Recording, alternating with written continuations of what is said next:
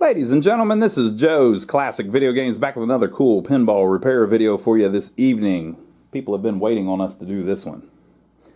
This is the old school Bally Kiss pinball machine. Check it out. We are in Rock Hill, South Carolina. This is the actual machine that spent a long time in Repo Records in Charlotte. So if you've ever been in there and saw their old Kiss pinball machine, this is it. And so the owner of Repo decided to sell his pinball machine, and the gentleman bought it and brought it down here to us. He wants us to fix it up a little bit, and then we're going to deliver it to his home. So we thought, hey, why not film it, right? So the guy told us he likes it kind of original. So he doesn't want us doing a bunch of touch-up on it, doesn't want us doing a bunch of cosmetic stuff, some minor stuff, but so for instance, the wear on the playfield, he wanted us to just leave. So this playfield we've already cleaned, got it as clean as we could. It was much dirtier before, but it's got a little bit of wear around the inserts,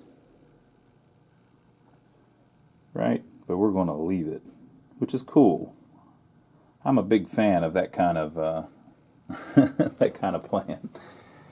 And there's a little bit of wear up here, but it's not bad. But anyway, it all came out pretty good. Some of these lane guides were chipped up, so we put new ones on it. And he wanted us to order new pop bumper caps, so we did. So we ordered those. We also ordered new drop targets, just because those sometimes if you leave the original drop targets in a game, sometimes over time the plastic gets a little brittle. They're a little more likely to break. So if you can replace them, not a horrible idea.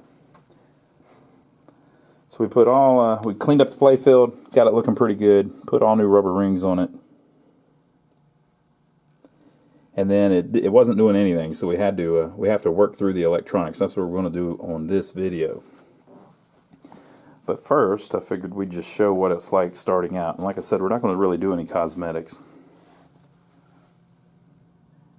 Everybody looks pretty good on the side. The orange is a little faded, but he said he likes it like that.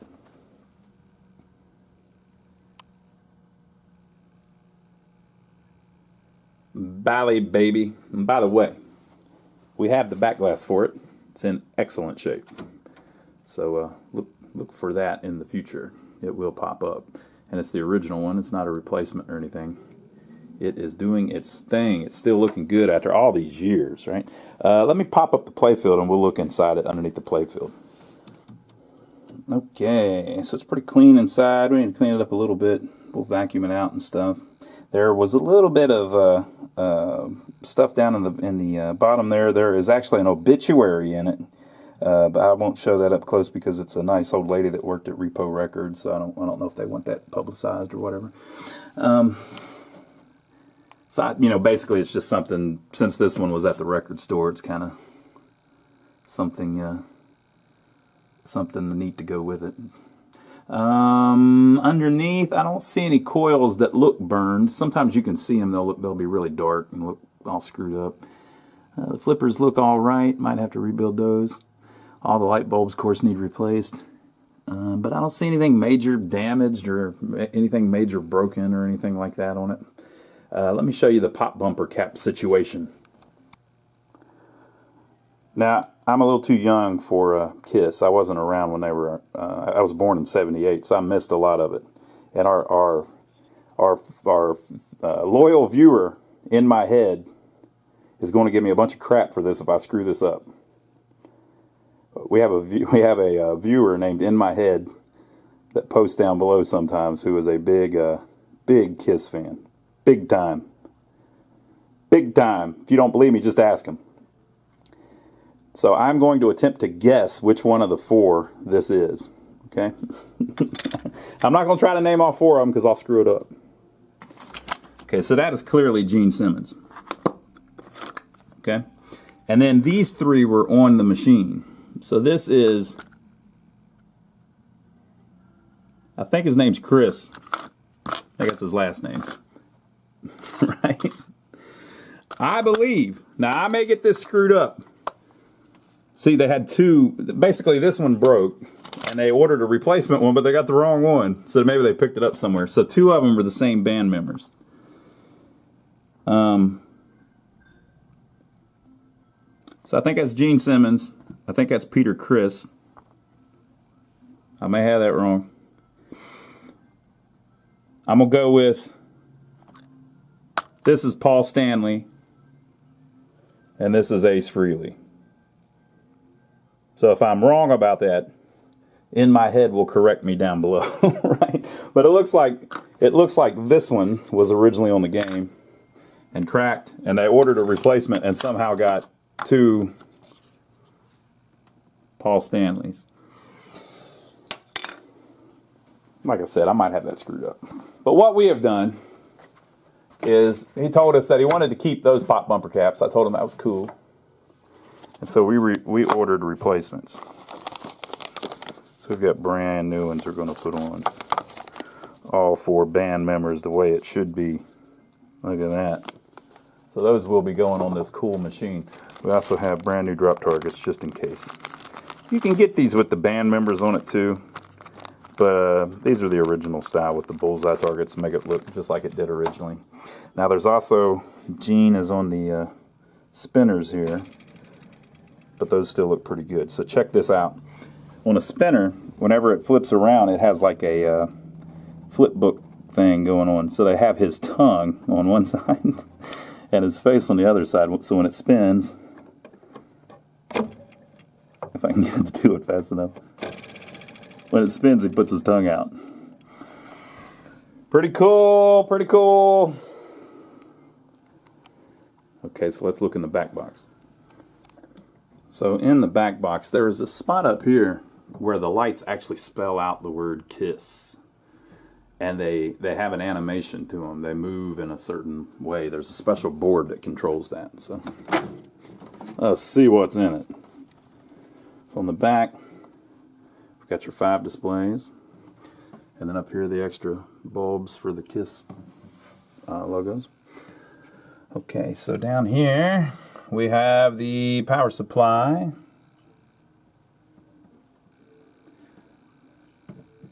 Up here is the solenoid driver board. Let me brighten it up for you so you can see what we're working with.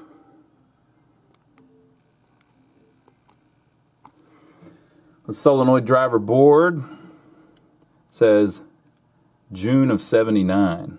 I always wonder if these are like the original ones or not, or if somebody swapped them at some point.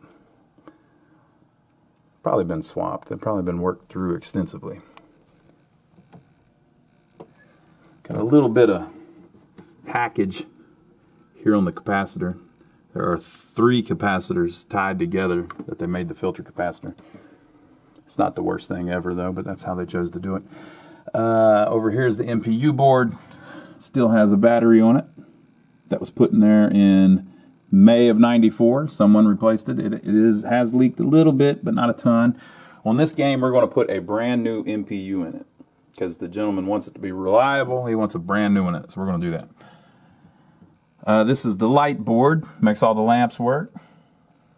This is the auxiliary lamp board. Makes the KISS display work. And then this is the sound board, which plays xylophone versions of some of the KISS songs. It plays rock and roll. I want to rock and roll all night. So we're gonna get that working again. So I don't know what the thing does. Whenever we got it in, the lights wouldn't even light up on the playfield, and there was a fuse blown on the power supply. So we put the fuse in it, and got it to, I'm showing you the plug. This is how my brain thinks, people. We put the fuse in it, and then I'm remembering in my head, and then we plugged it in. So I actually showed you the wall before I thought about it. We put a fuse in it, and we did get the light bulbs to come up. So I'll plug it in, and we will see where we're at to start with. What do you think about that? So let me plug it up, and then we'll turn it on and see what happens. Okay, so what actually makes it boot up is the MPU, but for the MPU to boot up, it needs voltages from the solenoid driver board and from this rectifier board down here. So a Bally, when it boots up, it does a self-test, and it flashes 7 times, plus there's a real quick little flash right at the beginning. That quick little flash is just basically a reset flash. That's why they don't call it an eighth flash, because it's not really thinking to do it. It's just whenever it resets, it does that quick little flash. So there will be a real quick flash that you may or may not see, and then there should be 7 flashes on this LED here. And that's how you know if you've got one that's actually working.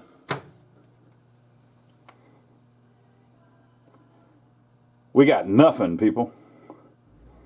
Sometimes, though, the LED is burnt out, so it will do its thing, and eventually you'll hear it go doo-doo-doo-doo-doo, and everything comes up. And the LED was blinking, you just didn't see it because the LED's burnt out. So on the playfield, we have one red S turned on. It would be one of the red ones. Right?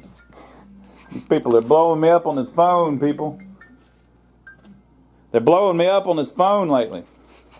Okay, so we're starting with a game that has one red S lit up. What do you think? We're going to be able to save this one? I think this is a damn fine candidate to get running again. So all the displays, you can't really tell anything by this, but if you look, there's a little orange light on all 5 displays, which is a good sign. Now, they might be burnt up looking or something, but we'll see. But the thing, you know, it's starting off dead, but with the playfield, we were able to clean it up, wax the crap out of it, and we've basically got it looking pretty good, where this thing is ready to go into somebody's collection and be played. So we're starting with a good looking base of a machine that's got wear on it, but it's just enough, you know, just enough where it's not crazy. You know, I forgot to tell you at the beginning of the video, while you're thinking about it, while we're talking, if you're still listening to me talk, give us a thumbs up, right? I keep doing that at the end of the videos, and then nobody does it. But hey, while we're filming stuff, you can do it right now. So we didn't even get any flashes on that MPU, which may be because the 5 volts is dead on the solenoid board or whatever. So what a lot of people will do is they'll check the voltage. Okay, yeah, I got 5 volts, and then they'll pop a new MPU in, and if it works, cool, everything's good. We're not going to do it like that. We're going to start at the wall, and we're going to work through everything. Now, why are we doing all that? Because we want it to be reliable. You know, if I figure out that the 5 volts is there, but it's just the MPU board, and so you pop that in, and then everything boots up and it plays. Yeah, it's up and running, but I mean, we want it to run for 10 years. Well, you know, we want it to run long term where the guy doesn't have to worry about it. So I want to make sure that I find anything that looks wrong, anything that's not quite the way it ought to be, any fuses that aren't right, that cap up there that they created that we'll look at here in a little bit. I want to get the right one in there. You know, I want to get all the little teeny tiny things I can find that are a problem, and fix them. And I want to talk about the wiring on the solenoid driver board, because some guy the other day is just saying ridiculous stuff. And we got to correct that. So we will be working through all of it. But probably what's going on is the solenoid driver board is not creating 5 volts, so the chips are not getting 5 volts, so the MPU is not running. All right, but we'll work through it and figure it out. So the first thing that we're going to mess with is this power supply. I'm going to take this rectifier out, and we're going to see what kind of shape it's in and fix all of the issues that we run into. So I'll grab a screwdriver and take that out, and then we'll put it on the test bench and take a look at it. All right, so here is the transformer assembly. I took the 2 screws out that go through these 2 bridge rectifiers. Now, there is another version of this that has 3 bridge rectifiers. This is a more common version. This one was a little bit later. They replaced one of the bridges with these 2 transistors on a heatsink. I probably should have broke this loose before let me pop that loose real quick. Okay, I had to pop it up off its little holders. So at first glance, it's actually a very clean transformer assembly. It even has shine left on the metal there. And also, someone has worked on it in the past. There were a couple screws missing. And then if you look at the board, it's been worked on. So somebody has replaced some of the pins. All these black ones are new. The white ones look clean enough. It looks like they may have actually replaced some of the fuse holders too. Maybe that one, maybe. Looks like they've replaced these diodes, which I believe make the high voltage for the displays. I believe. You've got your two resistors here that you usually don't have to replace. You've got this varistor. Varistor, is that how you say it? Resistor. Varistor. It burns up if there's a lightning strike. And then you've got the two bridges. So what you want to do is look and see if you have any fuses blown. When we got this game, the main fuse was blown, which is this one here, which we have replaced with a 3 amp slow blow, just like it says. So I have no clue why the main fuse was blown. That's kind of a weird one to blow anyway. For the main fuse to blow, that means you have a problem with the voltage from the wall. But if there is a problem on the cord, it will usually blow. If you think about that, if there's a problem with the cord coming from the wall to the game, that means that the only problem you could have would be that the wires are either broke open or touching. If they're broke open, then there's no power getting to anything, so that's not a problem. But if they're touching, so they're shorted together, it won't blow that fuse. It's going to, I mean, because even if it blows that fuse, they're still shorted together. They're on the line before it gets to that fuse. So you're going to trip breakers in your house, hopefully, or you're going to burn your house down. So, it kind of has to be. I'm trying to even think when that fuse would even blow, because everything on it's fused. Let's look at the schematics, see if we can figure it out. Okay, these schematics are from a Stern. It's from a Stingray that we have here, but it's very similar. The power supplies are interchangeable. This one's a little bit different because it's got those two transistors instead of the 3 bridges, but it's the same basic concept. So this is the fuse we blew. We didn't blow it, it was already blue. That's the fuse that was blown. As you can see, it's just the fuse to the transformer. That's the AC coming in. So typically if it blows, that's because the transformer screwed up or something on the transformer made it blow. That's just a weird fuse to blow. Sometimes fuses blow just because they get old or something. I don't know. Maybe I can't think of why that would blow. That's just a weird one. Maybe it's just a fluke. Something touched the wires together for a second and it blew it or something. I guess maybe if the cord had like a little, well, I don't know. I don't know, people, but we got to keep our eye on that, you know, to make sure it doesn't happen again.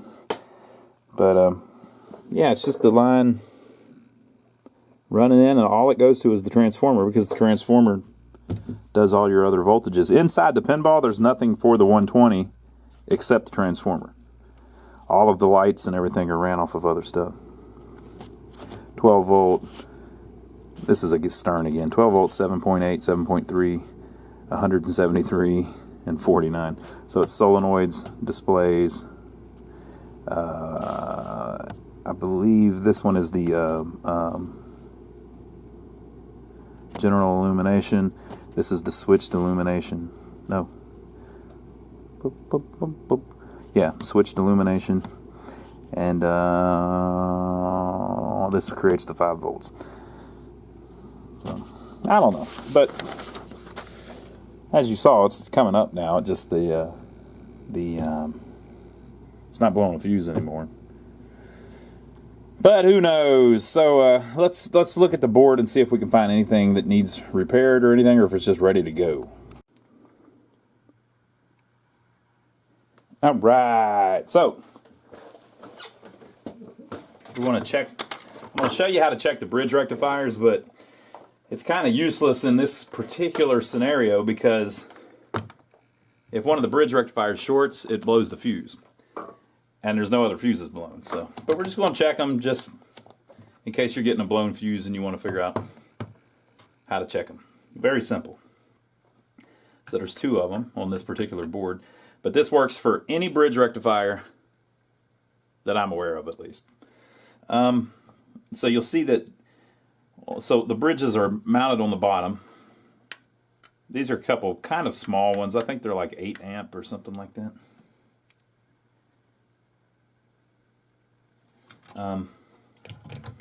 But they all work the same.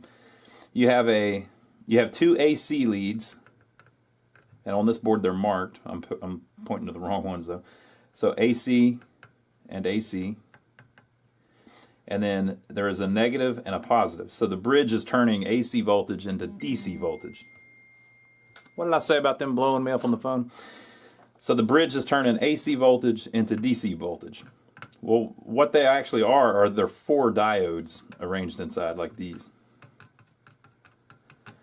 So you can check by basically checking the diodes.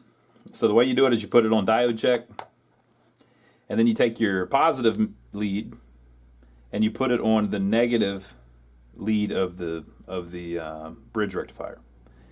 And then you take your negative lead and you check from the positive lead, which is on the negative lead of the bridge rectifier. You check with your negative lead the AC lines, so the 2 adjacent to it. So I'm basically checking a diode right now. So I'm getting 0.5. You know, a diode typically is good if it's from between 0.4 and a lot of people say 0.4 to 0.6. I like to say 0.4 to 0.7. So the voltage drop or whatever is 0.5. Typical of how you test a diode. If we go over here to one of these diodes, it works the same way. So 0.498 on that diode. This diode 0.491. So anything between 0.4 and 0.7 is almost assuredly good. So positive lead on negative and check to the AC input, 0.499. So there is a diode between those two. I'm basically checking a diode inside the bridge rectifier. And then you want to do the same thing to the other AC line, 0.503. So once you do that, this side of the bridge is good. So now this is the positive post of the or leg of the bridge. You want to put your negative. So remember, it's backwards. So the positive you put your negative on, and then you test from there to the AC, 0.480, and then we'll test from there to the other AC, 0.483.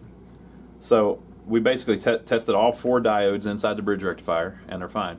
So if one of those is shorted, you will have AC voltage shorted to your positive or your negative, and that will immediately blow a fuse. So usually your fuse will be blown if these are bad, but sometimes you'll have a missing voltage because the bridge rectifier, one of the diodes has went open. So if it goes open, the power doesn't get through. The diode it's as if the diode's not there. But we'll check this other one real quick, and once you know what you're doing, it's a lot easier to do. So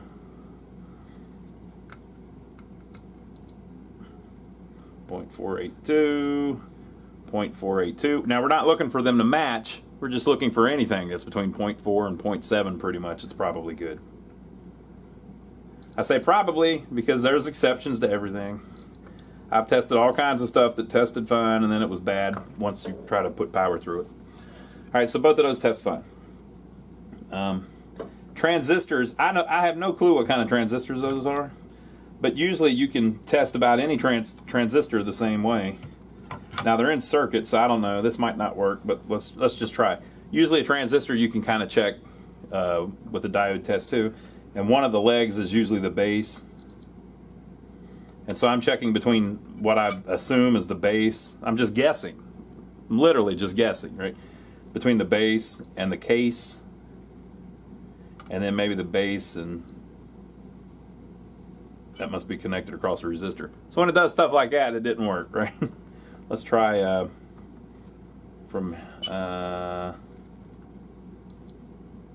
we had it like that.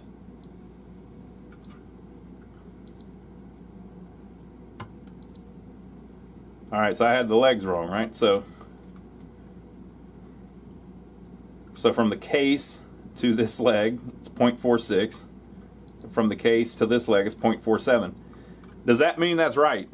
No, I'm just screwing around, right? But I just kind of got a decent testing there, just like you would do a transistor that's out of the circuit, right? So if that thing was shorted, it would still be shorted when I do this, but it's not. Now if I go this way, it's shorted, you know. So, you know, all of this is just you're kind of screwing around. You're looking to see if you get screwed up readings.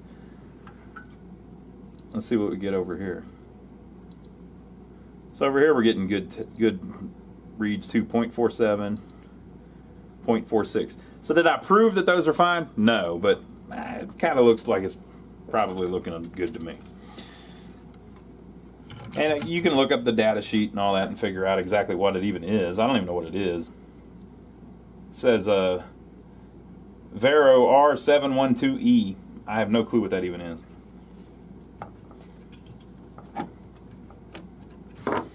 But since we don't have other blown fuses, I'm not too worried about it. So we're going to put it back in, and then we're going to test our voltages on here. Now normally you would resolder the back of all of these connectors too, but I don't have to do that because somebody else has already done it, and they replaced these two here. It looks like somebody had fixed it up, and then it hasn't really seen all that much use since then. So we're going to pop it back in the machine. We might unplug the boards downstream from it. You know, we've already turned it on with them all plugged in, but just in case there's a board that's shorting out one of the voltages or something, you know, we just want to get a nice clean voltage reading on it. So I'll pop it back in and we'll test these test points and see what kind of voltages we get.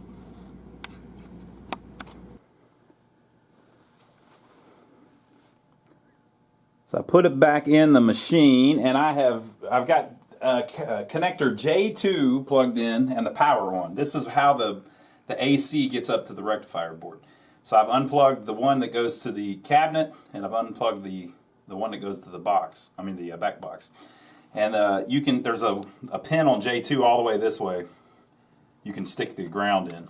So I've got it set on DC, and we're going to very carefully check the test points, which is a little harder when I got the camera on.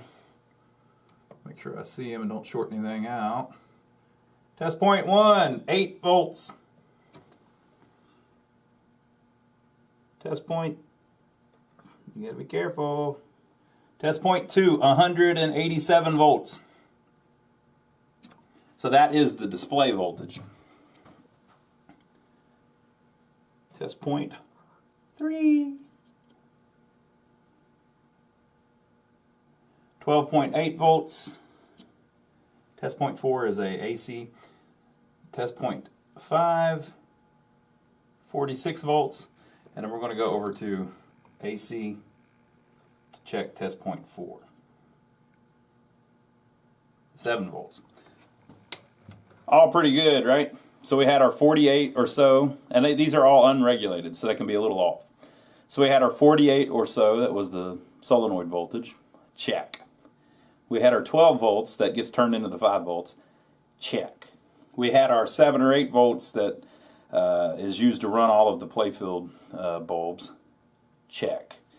And, well, the general illumination. We had our other 7 or 8 volts that is used to create the switched illumination that the lamp board uses, check. And we had our 180 volts or so that is used to drive the displays. Now the display one is an interesting one. People have been telling us about that. We just checked it and it's at like 180 volts, but that's unregulated. Usually it goes up much higher than that whenever you plug in the solenoid board up here. And so it'll, instead of 180, now it'll be like 230 or something like that, maybe even higher. And then it's regulated back down to like 180, which you can adjust. There's a potentiometer to adjust it on the solenoid board. But the so the whole point is, with everything unplugged, the voltage is low. It's like 170, 180, like we just saw. And then whenever you plug in the solenoid board, the voltage goes way up. And so people have been explaining to us in the comments that that's because the filter capacitor is on the solenoid board. So with everything unplugged, the filter capacitor is not plugged in on that. So once we plug in the solenoid board, that voltage will go back up. But we just checked. We're getting all of our voltages that we need to out of the rectifier board, the transformer. So it's good. It's bueno, people. All of the voltage, all of the fuses are right. And so now we're going to jump up and work on the solenoid board just a little bit. So I'll pop that out, and we can take it in the back room and check it out.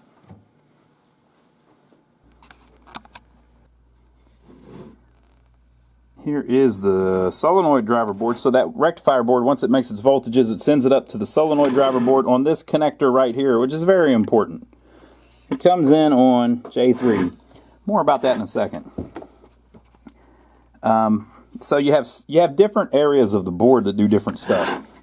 This area up here, all of this, I'm not counting that, all of this takes the 250 volts for the displays and regulates it down to whatever you set this trimmer pot at. HV adjust, right? Now if you look very carefully, see the diodes there that are raised up? That's because those have been replaced. So somebody has already rebuilt this. Somebody's worked through this board. And if you look on the back, you can tell by the solder. Okay. So that's the high voltage area. I would imagine that's fine, because remember how we saw the little orange light on each display? That's the high voltage on the display. So I imagine this area is fine, but we'll have to check the voltage. One of these test points tells you what it is coming in, and one of them tells you what it is going out, as adjusted by that trimmer pipe. Okay, and then up here in this area, this transistor and this filter cap, it turns the 12 into 5. It's simply a voltage regulator. So that's all there is to it. That area, right? So you got one area, two area. This is the flipper relay. So one of these transistors down here turns on the flippers. That's why you can't walk up to the game and hit the button and the flippers work. It's because this relay's off. So when the game comes on, it sends a signal to the relay, turns it on, and then you can use the flippers. Very simple way of doing it. Also, when you tilt, I guess when you tilt, I don't know if it kills everything or if it just the flippers, but anyway. So down here, you have the solenoid transistors. So the way they're all driven is this connector. So this connector comes from the MPU. It sends in signals that goes to this decoder. I guess it's a decoder through these chips into their transistors. All of this is on the schematics. You can see all of this. So whenever the CPU, through a signal, turns on a solenoid by grounding it, right? It grounds one of these transistors, which sends, or it may work backwards in that, but it sends a ground to the coil that each transistor is connected to, and makes that coil do its thing. So you've got a certain number of them here, 19. One of these is used for the flipper relay, but there are certain coils that do not need a transistor. So for instance, the flipper relay turns on all the flippers. So if you have 4 flippers, you don't need 4 transistors, you just need one to turn on the relay. Right? And so this might be the knockers when you win a free game. I could look it all up actually. This is not the order they're in, but just so you know, this might be the knocker. This might be the pop bumper.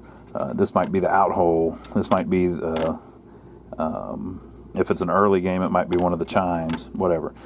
So each game has different ones. Most of the games do not use all of these, so there's extra transistors on most of them. So what we always do is, boy, it's late. What was that? I think it was the computer. What we always do is we do a few updates to it that we get from pinrepair.com. Clay's site, pinrepair.com, has all the stuff on it. Somebody was asking us about pinrepair.com and pinwiki.com. It's a big, long story. Pinrepair.com was the one that was around for a long time. A bunch of drama went down, and pinwiki.com was created. The stuff on pinwiki.com is largely the same stuff that was on pinrepair.com in the past, because a lot of it had been publicly submitted to Clay, and he put it in his guides and blah, blah, blah, blah, blah.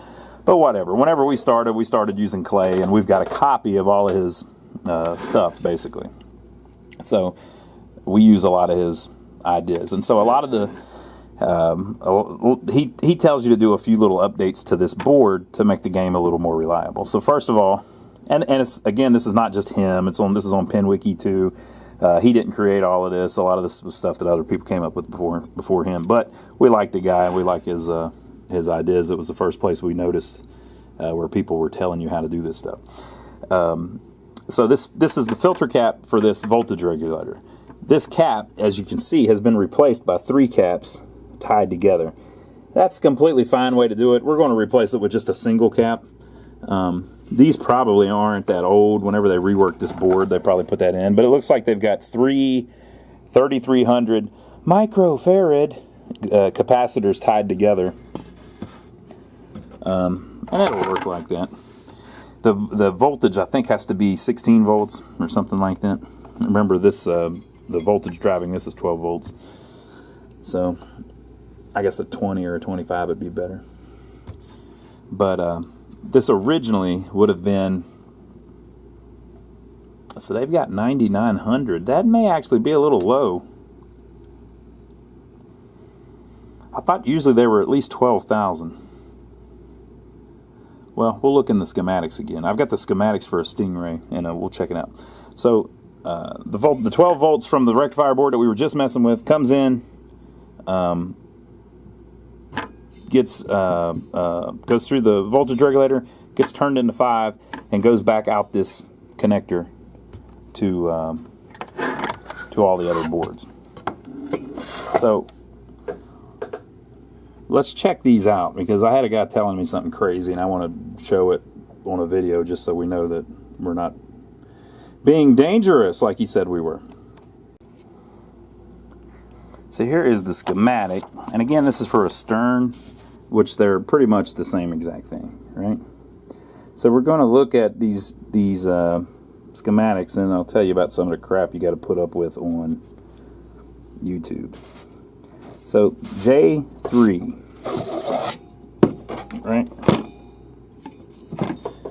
This is J3. Same thing I was talking about. By the way, this connector, and this connector are the solenoids going out. So J3, right? J3, you get voltages coming in from the transformer.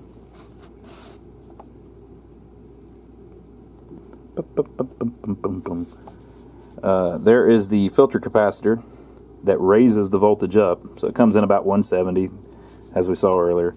The filter capacitor raises it up to like 240 or whatever. It does its stuff. You have a Zener diode here, blah, blah, blah, blah, blah. You have an adjustment here, and you adjust it to what Stern wants it to be, is 175. I think Bally wanted you to run theirs a little higher, but, you know, whatever. Okay, and so it goes out at 175 on J3. So J3 is the inputs and the output, right?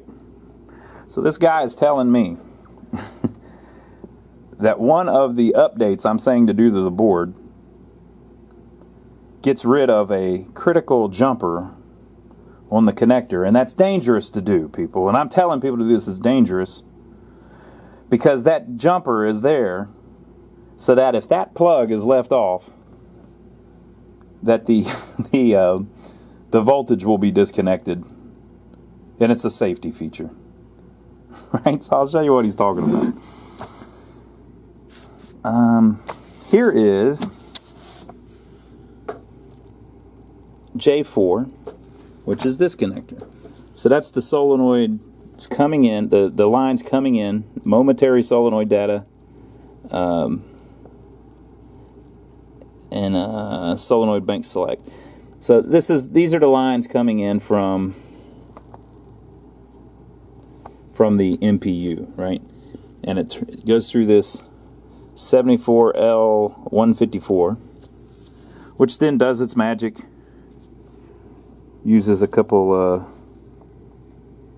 transistors. This is the chip that it's going through first, which is a, what are they calling that?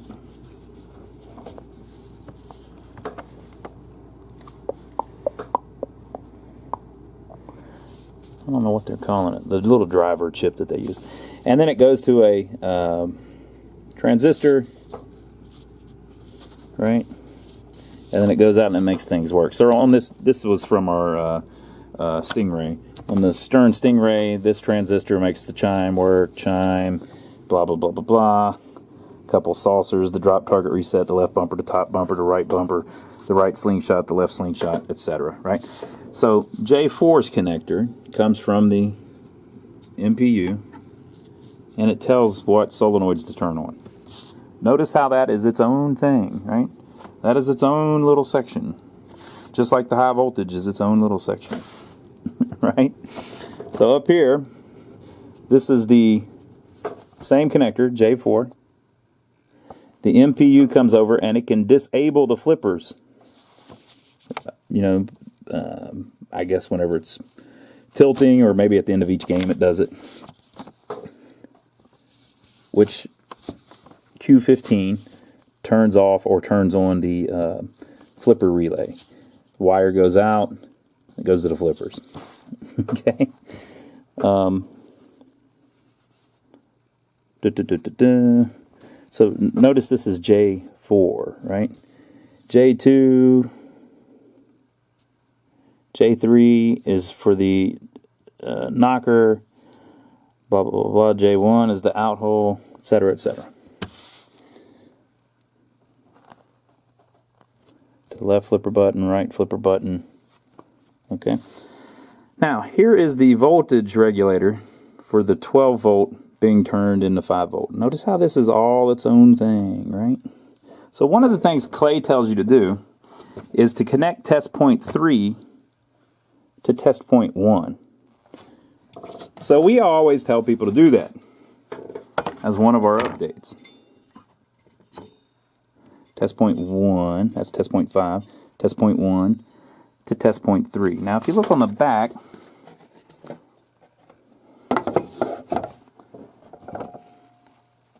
this is test point 1, and this is test point 3. So test point 3, test point 1. That's not it. 1 to 3. So we put a little jumper like that. Notice what's going on here. There's all kinds of stuff in the way, right? So there's traces all over the freaking board, all over the place. So to get from here to here, so see this line here? That is the 5 volt. So this is the voltage regulator. That is the 5 volt coming out on that one little line, right? And it comes over to this connector and it connects to 1, 2, 3, 4, 5 different pins right there in a row, right? So down here is test point 3. Okay, I know all this is boring. It's going to make sense here in a minute. So that's the 5. So after this makes 5 volts, it sends it out on that little line over to these few pins here. That's all. You got that little piece of the line, right? And then there's crap all over the place. They've got a problem with real estate. Look at all this stuff. There's stuff everywhere, right? And this is back in the day. This is not modern stuff where you can go through the board easily. You know, this is a big one-sided PCB. Do you see that? Now they've got a couple jumpers where they literally put staples on the front side, right? So there are not traces on both sides. There are a few staples that are jumpers there. Okay, so this guy is telling me that me telling people to do that is dangerous, right? Because if somebody, it's a safety feature, if somebody leaves that connector off, that jumper disconnects the power, and that makes it where it's a safety feature, right? Now this guy has said this on several videos and is saying I'm dangerous. You know, I mean, come on, come the hell on. So here, let's look at the schematic. J3, that's the top connector. 12 volts comes in. right? From the transformer on J3. There's the test point. It tests it as soon as it comes in, 12 volts. It goes through a voltage regulator and then goes out the same damn connector, J3, right? It doesn't connect to anything else, okay? So what Clay is telling you to do is to put a jumper from test point 1 to test point 3. Why is he saying to do that? It's because the way the board is designed, the voltage comes over to these 5 pins, and then there is a little wire jumper in the harness that jumpers literally from pin 13 to pin 25 on the same connector. So it jumpers over, and it goes over to test point 3, which creates the 5-volt bus line, which is needed on these chips at the bottom of the board. All right? So it's needed for these. So let's look at the freaking thing. It goes out pin 13. 1, 2, 3, 4, 5, 6, 7, 8, 9, 10, 11, 12. So it goes out this top pin through a jumper. All these are 5. It goes out through a jumper. It comes back in 23. Right? Or do I have that right? No, it comes back in 25. It comes back in 25. This bottom connection and runs down, hits test point 3, and then runs over to here and starts supplying power to everything. Right? Right? So once it does that, it runs through this staple and gets it down to here. Now we've got 5 volts for everything that needs 5 volts on the bottom of the board. So he's telling me it's dangerous to put a jumper from there to there. It's not dangerous. As a matter of fact, it's not even that important. The only reason that Clay's telling people to do that is in case there's resistance on this pin and this pin. It's not really even all that necessary. If you didn't put it, the only thing that could possibly happen is the 5 volts not have a good connection through that jumper. And so these chips, the solenoids, wouldn't work all that great, right? But if like he says, if you disconnect J3, well, you disconnected the input voltage, people, right? Now, I'm not doing all this just to say that I'm right. I'm doing this because why the hell did you say I was wrong? I'm not wrong. I'm not doing anything dangerous. This is not dangerous. There's nothing wrong with doing this. If J3 is disconnected and you say it's a safety thing, so that's why that's on there, to disconnect this 5 volts, how the hell would that be a safety thing? But if it is, if that connector, and I've got a short from here to here, well, you just disconnected the input. The short from there to there means 0 will be connected to 0. Come on, people. So my whole point is, I don't mind if people correct things and stuff, but whenever you're just bitching about stuff that's completely made up, you know, you're imagining problems. Don't come telling me that I'm being dangerous, that's disrespectful, it's insulting. And not only were you wrong about the crap, you were wrong to say I was wrong. So that's that. So here's what I do whenever I'm rebuilding these. I put a damn jumper between 1 and 3, right? And the only reason you do that is because it makes the 5 volt, you're sure that it gets to these chips nice and steady because it doesn't have to go out the little pigtail, right? I replaced this cap. Now this one has a 9900 UF, deal with it, capacitor. I'm going to put one that's a little bit higher. You don't want to go above about 15,000 though. Okay, so you put a new capacitor.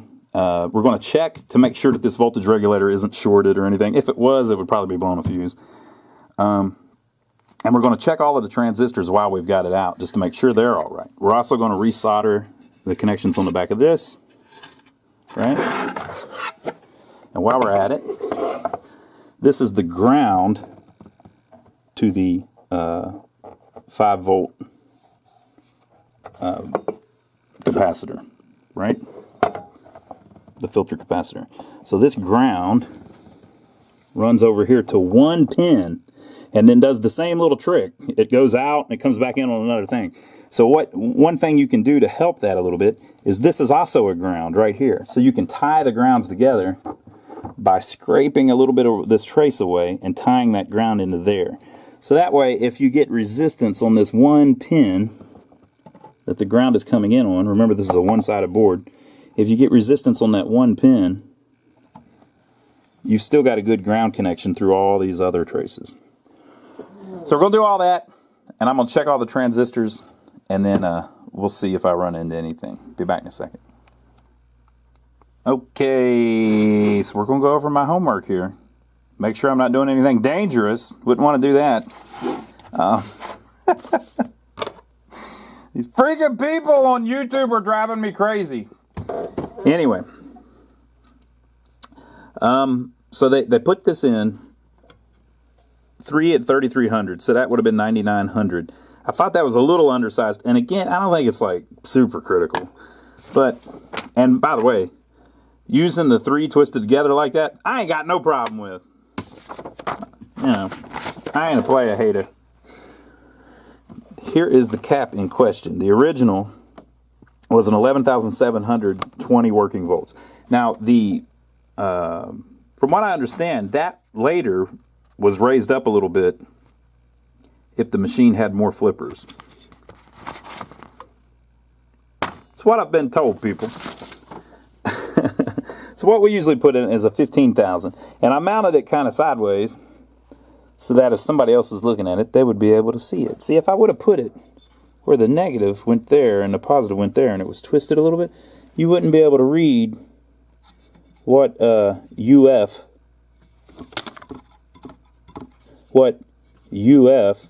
the cap would be. It would be down. So I'm thinking of the next guy is what I'm doing.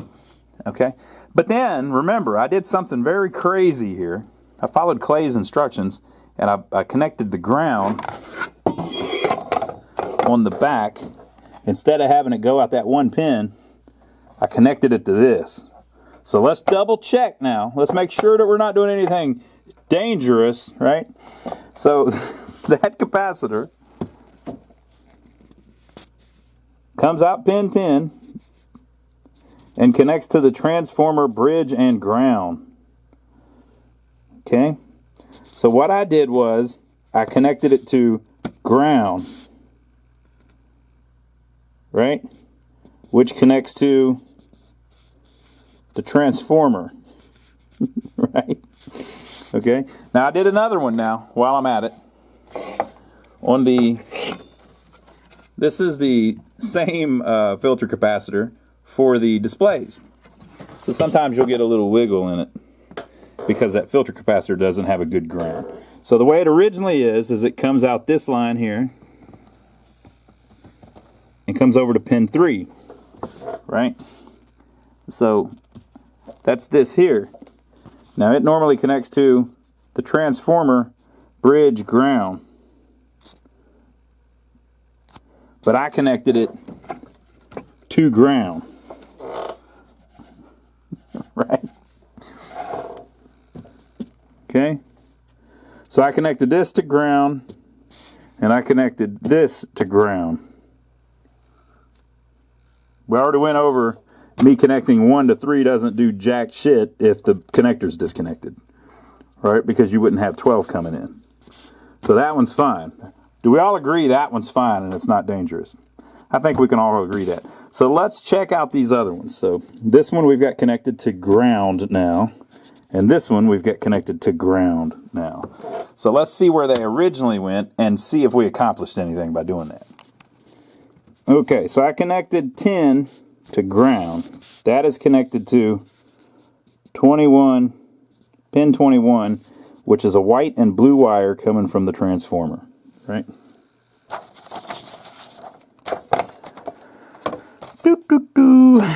So,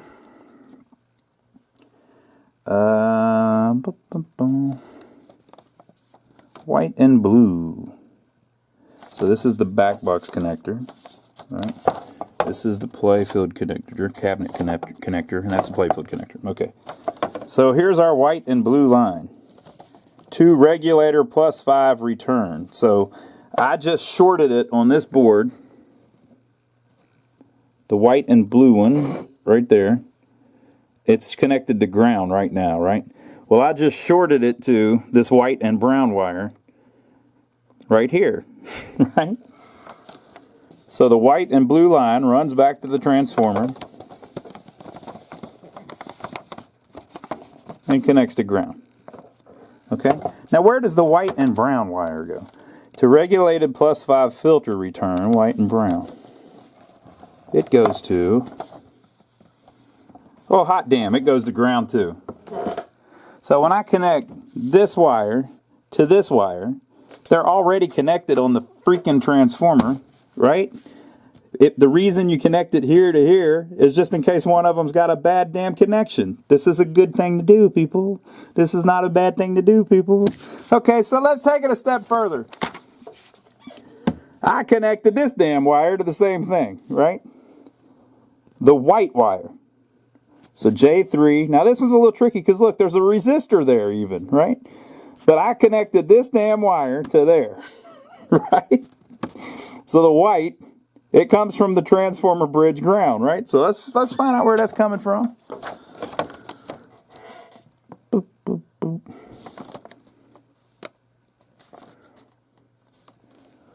To regulated 175 filter return, a white wire. So I connected it to ground on the solenoid board, but if originally it was connected to ground on the transformer board. So that's why you do it. So you connect from here to here in case there's a bad connection. Everything's connected together. You're tying all your grounds together. Nothing dangerous about it. And there's nothing dangerous about hooking these two test points together. You're tying all your 5s together. It's very sensible. It's a good idea. Makes things run more stable. And if you ain't been doing it, you ought to start doing it. Okay? So that covers our 3 jumpers there. I tested all of the transistors. They're all fine. No problem. I tested the 5-volt regulator. It seems fine to me. But you saw how the MPU is not doing anything. It's not even trying to blink or anything. So I don't know. So we're going to, now remember we put the transformer and the rectifier, we tested all those voltages, everything was cool. So we're going to put this back in. Oh, I also resoldered all these connections. We're going to put this back in and test the voltages on it now. So you've got all these test points that you can test voltages at. So what do you think? You think we're going to make it? I think we are. Let's go put it back in the game. All right, people. So I put the board back in and I tested the 5 volts, and guess what? No 5 volts. But then I tested the 12 volts and no 12 volts. But remember, we had 12 volts, but now we don't. So I turned it off and I disconnected the solenoid board, turned the game back on, and now we have 12 volts on the transformer board again. Now, testing it, you may have seen it earlier when it did it. When you first start testing it, it says it has 8 volts, then it goes up to 10, and then it goes up to 12. So what is the problem? This is a deceptive one. Now I might be wrong. So if the crazy music plays, you know I was wrong. Right? So I may be wrong, but here's my thinking as of now. You might think, oh well, you plugged the solenoid board in and then the voltage went away. That means the solenoid board is bad. I don't think that's what's going on. What I think is happening is that the bridge rectifier on the transformer board is weak, which is why it's doing the 8, 10, 12 thing with my meter. And then, but it works, but then once you put a load on it, it goes down to where it's reading 0.4 volts. That's my opinion. So I think that bridge rectifier is about to open up and stop working. Or short. So it's kind of one of those things. Is it do I need to fix the solenoid board and replace this voltage regulator, or do I need to replace the bridge rectifier down here? Personally, I think it's the bridge rectifier down here. So that's what we're going to do, and then we'll see if I'm right or not. Keep your fingers crossed. Maybe it's both of them. Could be both. All right, we're knee deep in it. So I pulled the old one off. Make sure you take the right one. So it was originally, what have we here?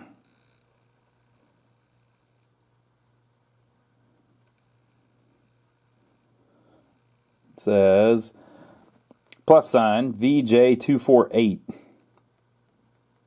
Probably an 8 amp. And then it has a date code of first week of 79. So it's been in there a while. It may still be good, who knows. So the way to replace these, in my opinion, is you don't try to put a little small one on the back again. You put a big one on the front. This is a 20 amp. So it won't run as hot. Now the old ones use a heat sink. You could put a heat sink on this one too, but in my experience, you're running 20 amps now, and you're not going to get anywhere near that, so they don't run very hot. You don't need a heat sink. You can put one on it if you want, people. If you think I'm completely wrong about that, put one on it. The other issue, though, is that the legs need to solder on the front of the board. So what I usually do is I cut a little bit of the legs off, but I leave them kind of long so that it sticks up off the board to where you can still solder the 4 legs on it. It's a little tricky. You might want to high water even more than this one. But once you do that, just make sure it's not touching anything, nothing is interfering, everything is soldered good, and you're good to go. Oh, and of course you line up with the the positive and the negative and the 2 ACs where they go. And so we're going to put it back together, put it in the machine, and see what we got going on. Now you have to be careful whenever you do that, if you do it from the front like that you don't leave the legs long, because you've got this heat sink here, the little bar, and if the legs are too long, they could actually short out against this and cause you trouble. You don't want that. So we'll pop it back in and see what we got. Isn't it beautiful? Some of my finest work. Looks good in there. Oh, and I looked really close. The legs are nowhere near that heat sink on the back, so we're good. Everything's cool, people. We plugged the solenoid board back in, so we're going to check for 5 volts. We will know really if we have it because we were missing the 12. With this plugged in, it was killing the 12, which meant that the voltage regulator couldn't make the 5. So the 12 is what the board needs over here to make the LED flicker, and then if it does any of its flashes, it needs the 5 for that. So let's see here. Up. Oh, okay, cool. All right, so watch the LED. You're going to see a real quick flicker, which is just the reset. It's just saying we resetted. And then you'll get one flash, which is telling you that the ROMs are good. Flicker, one flash. And then, so after that first one, it should do another one telling you that one of these RAMs is good. The third one tells you that one of the RAMs is good. And then it does like 4 or 5. I can't remember what 6 and 7 are. 7's solenoid voltage.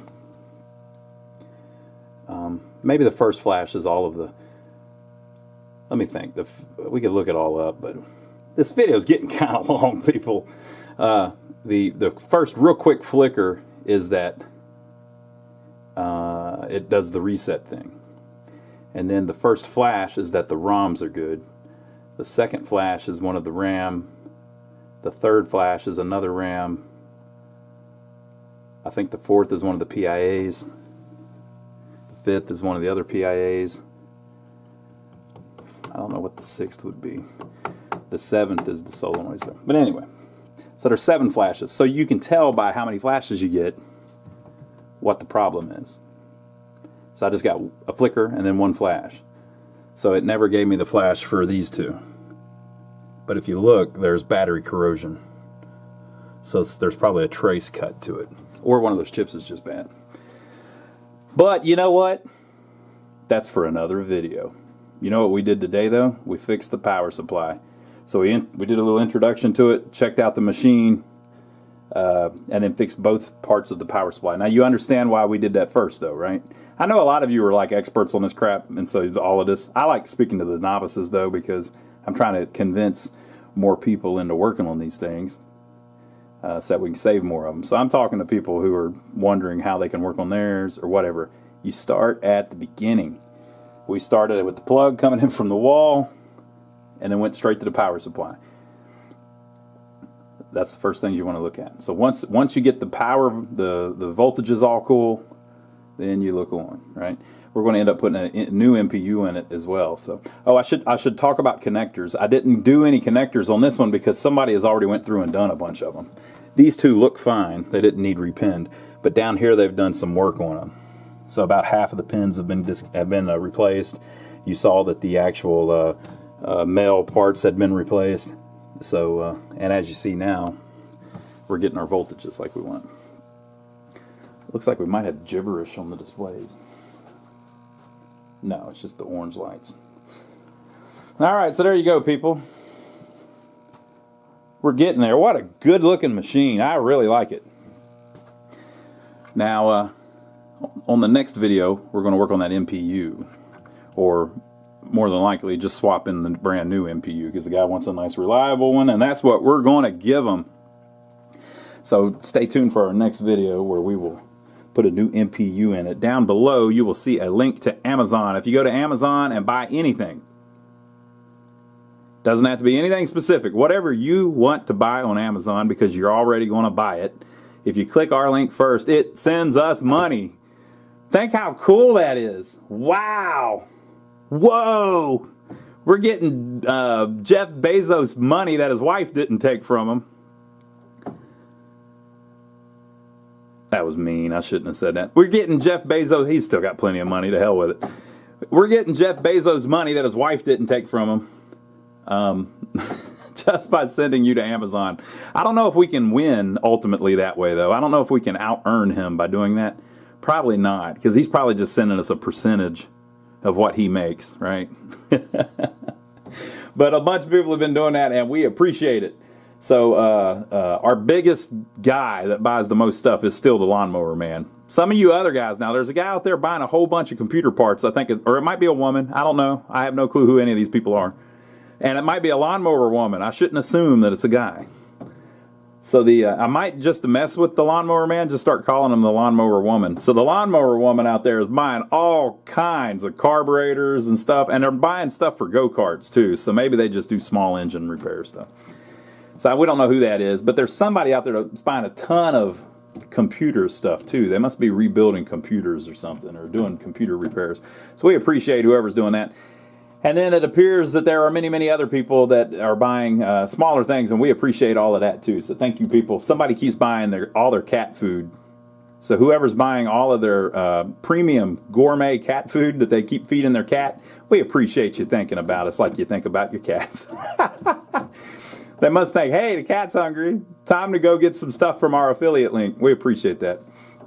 So thank you to everybody that's been doing that. Make sure to give us a thumbs up for filming this for you. And did you know that we have a second channel now? It's my brother's channel. It's called My Brother Donnie. That's the name of the channel. Because I found over my lifetime, a lot of times whenever I was talking to people about something cool we were doing, I would say, yeah, my brother Donnie is blah, blah, blah, blah, blah. Or, yeah, me and my brother Donnie, blah, blah, blah, blah. So I'm Ron, my brother Joe and me run this store, but my brother Donnie is all out getting in all kinds of other shenanigans all the time. So he has his own channel now, and we're over there working on a pickup truck, my truck, that we're trying to get back up and running. For a year, I've had two different guys looking at the engine. We rebuilt the engine and put it back in, and we still can't get the thing to run right. So me and my brother Donnie are trying to get it running right. So that's what we're doing now over there. But go check it out. He does a bunch of stuff, small engine repair and things like that. Make sure to give us a thumbs up for taking the trouble to film all this. But you should have done that earlier. I already mentioned it halfway through the video. You didn't do it yet? If you already did it, don't do it again. It'll take it away. I've noticed that happen to me before. Right? Or you can give us a thumbs down, whichever you prefer, because little thing the haters don't know is that thumbs up or thumbs down, it still spreads the video around. YouTube doesn't really care if it's up or down. They just see people interacting with it. And so the reason we ask you to give us a thumbs up is because if you do that, YouTube says, oh, hey, people are appreciating this video. Let's see if other people want to watch it so they can, we spread it around and see what happens. So the algorithm loves it. So give us a thumbs up, and I hope you enjoyed it. We got it where at least we've got our 12 volts, right? I think all the voltages are good now. So next time we'll put the MPU in and see this baby come back to life. It's almost there. It's certainly looking good already. And I hope you enjoyed it. Leave your comments below, and we will see you on the next video.